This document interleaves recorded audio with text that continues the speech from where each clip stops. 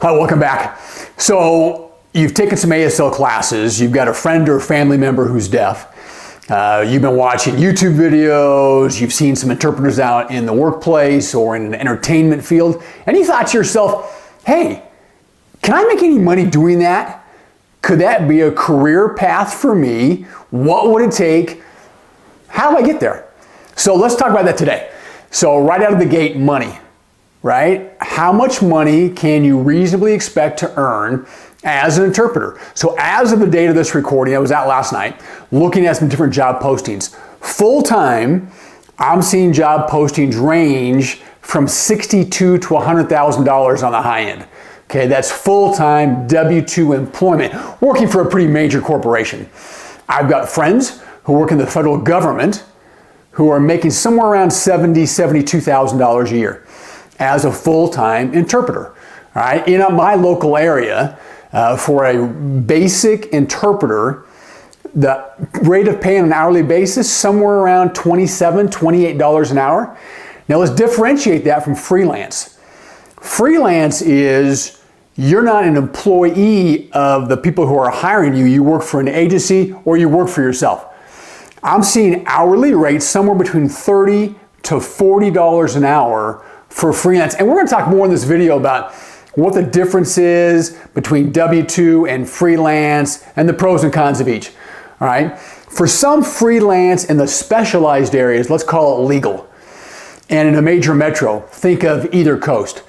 I've seen hourly rates for freelance interpreters in those specialized fields somewhere between $75 to $100 an hour. Now, that may sound great, right? But really you got to think about what's the difference between all of these kind of jobs? What would I have to do to get there? So for example, what kind of interpreters are there? It's not all the same thing. All right, you have interpreters who specialize in the education field, and K through 12 is not the same as graduate level in college. It's not at all the same. All right, so you have education, you have entertainment, you have medical, you have legal, you have professional. And then what does it take from an education standpoint? How about certification? What certifications do I need to become an ASL interpreter? Are there any kind of credentials or licensure that I've got to worry about? And the answer is absolutely yes. And then once you get all that, then you've got to figure out what's this thing called CE, or continuing education credit. All right, we're going to dig into all those things, and here at the end of the video, I'm going to give you a little insight into if you'll follow these few rules, I guarantee you'll be the interpreter they call back first, whether it's an employer or an agency. All right, so let's dig in to how much money and what is a career like as an ASL interpreter. Okay, let's start out with education. Most full-time positions where you're an interpreter at, say, a major Fortune 500 company, they're going to require a bachelor's degree, Bachelor of Arts, Bachelor of Science.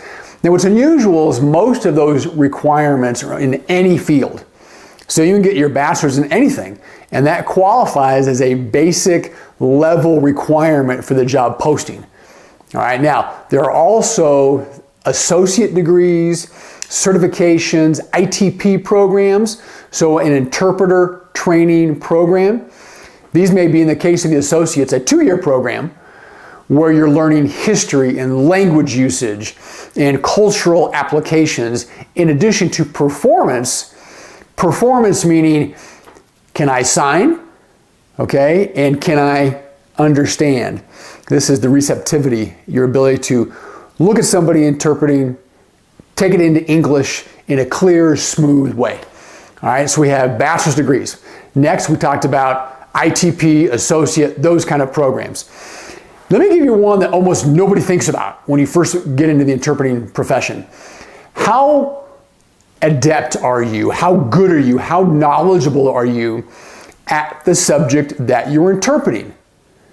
And how much study are you going to have to put in to be good at that? So we talked earlier about some specialties, right? Law, medicine, the professional environment, education, both K-12 as well as the upper graduate stuff. Let me give you an example of my personal life.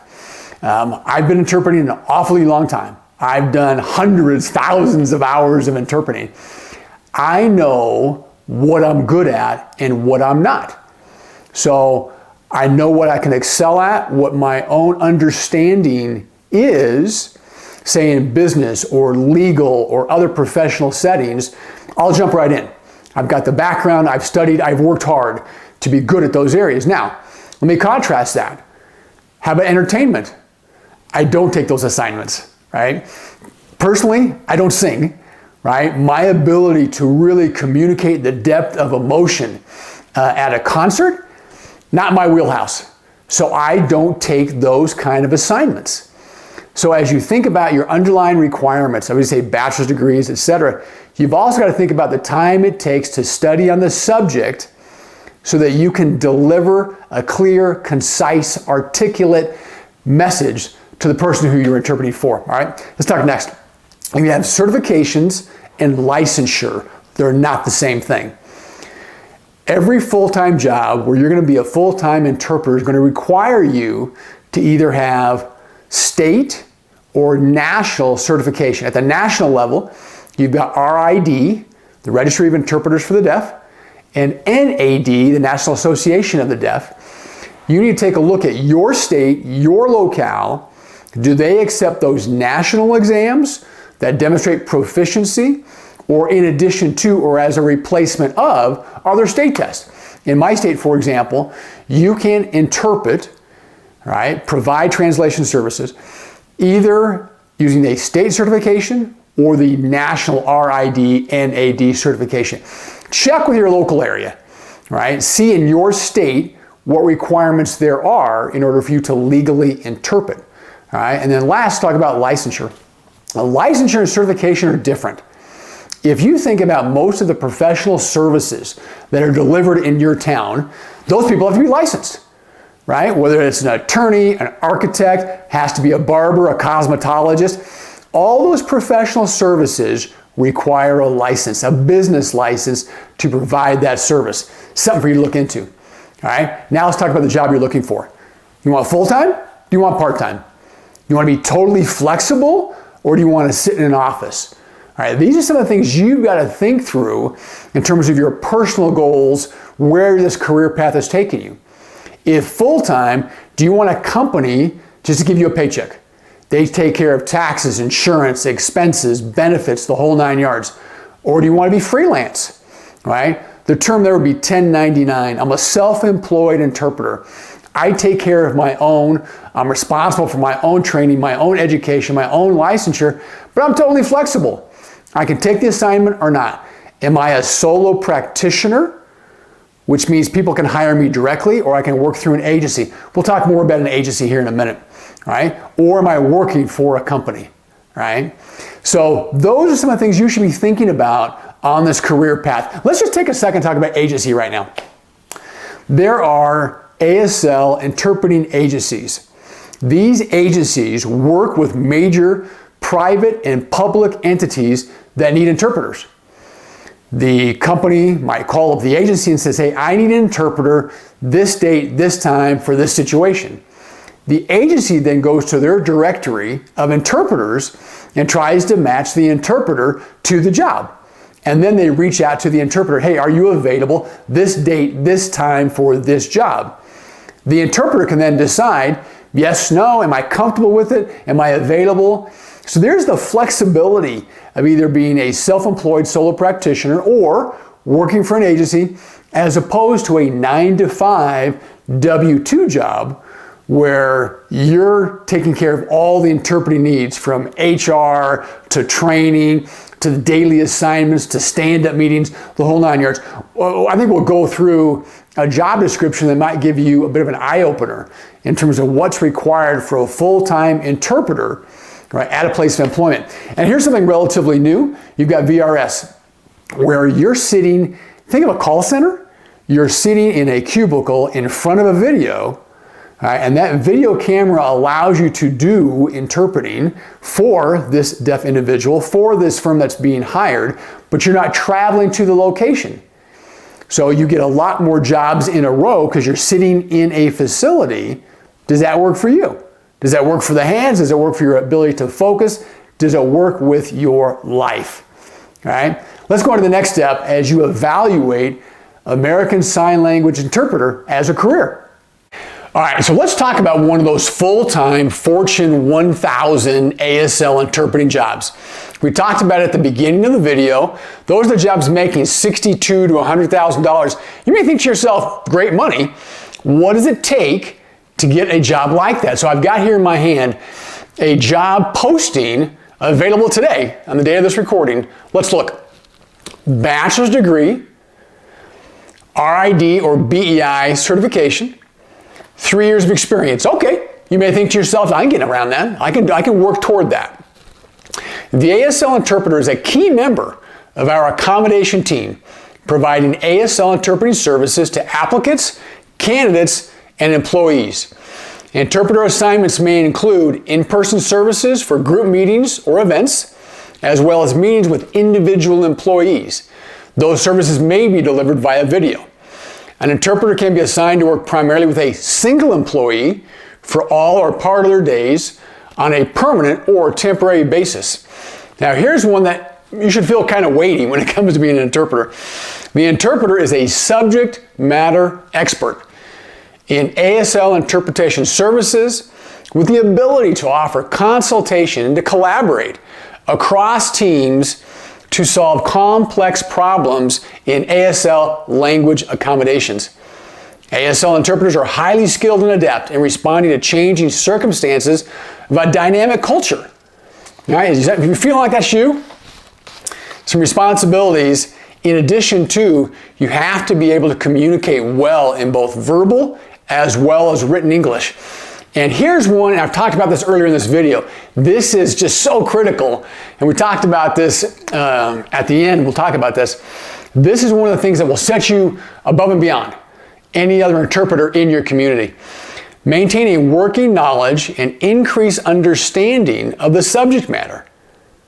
Did you get that? Do you know what you're interpreting, and are you trying to learn more and more and more about it? Do that. And that'll separate you from so many other interpreters, but you've got to factor in your time to dig into and become really proficient at those subjects. All right? I talked about this, that we would deliver this at the end here. What gets an agency to call you first as an interpreter? All right? They have a whole list of interpreters. You're trying to break into the industry. You're trying to make some money to support a family. What are the keys? Here are the things that I would recommend that you do that'll separate you from everybody else, right? One, it's if the customers ask the agency for you. I realize that sounds really kind of silly, but if your customers, your deaf customers, are calling up and asking the agency, hey, please send so-and-so back, right? They're going to be asked, well, how come? And they're going to be able to give a review, right? We're all giving reviews left and right. A review of why they enjoyed, how you handled what you knew, how you handled the requester of the interpreting services, the whole 9 yards, right? Next, you've got to be flexible. You're looking at taking appointments at 8 o'clock in the morning, 2:30 in the afternoon, and nothing in between.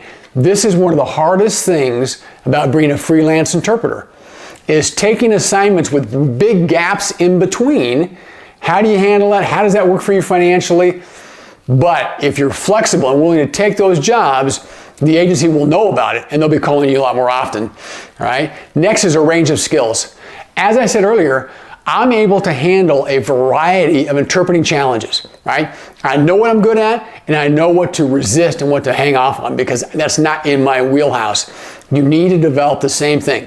All right, what am I good at? What am I really proficient at? Let the agency know, but look at building your skills, not only these skills, but these skills.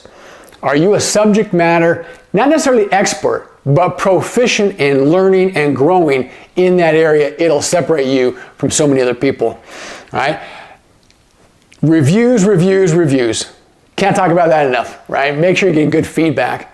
All right, so as you think about becoming an interpreter, what's next? You're saying to yourself, look, I want to do this. I'm feeling it. I want to do this. Next, go find some people who use interpreters, right? Find some deaf people in your community. Take them to lunch.